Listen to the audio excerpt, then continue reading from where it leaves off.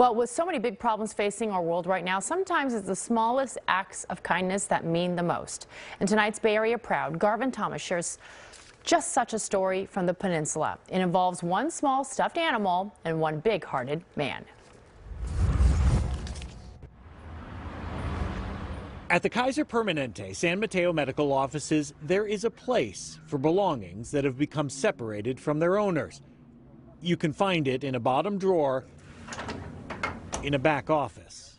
This story, though, is about something lost that one man found too precious for such a fate. That's how the whole thing kind of started. Robert Douglas is a manager in the adult medicine department. He says one day back in December, a patient found on the floor of one of the building's elevators this stuffed bunny. I could tell when I looked at the bunny with his little matted fur that this was a well-loved little stuffy, right? At first, Robert displayed the bunny prominently behind the security desk, hoping its owner would return. But nothing. So he created flyers and placed them all around the facility. Still nothing. No calls. No calls. So the bunny sat down at the security desk for a couple of weeks. And that is where the bunny might still be today, except Robert, as you might have already guessed, is a dad himself. I started to think about my kids and how important their little stuffed animals were to them. And so I just felt like I needed to take the bunny and do some research to really try and get this little guy home. So with some help, Robert tracked down the contact information for the 24 families of children from ages 0 to 13 who had had appointments in the building that day, and he started dialing.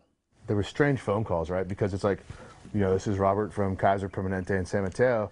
This is kind of a, a silly question, but did you lose a bunny? His name is Bam Bam. Robert hit pay dirt about halfway down the list with Chen Ho and Hongling Yu and their nearly 2-year-old son Nathan, who was desperately missing his bun.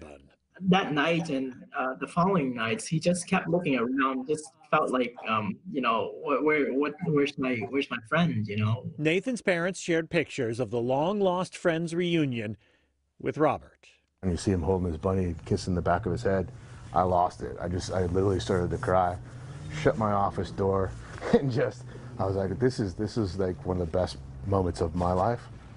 That's because Robert says it has been such a hard year for everyone, himself included. And while no one small act of kindness can set the world back on its axis, maybe it can nudge it in the right direction.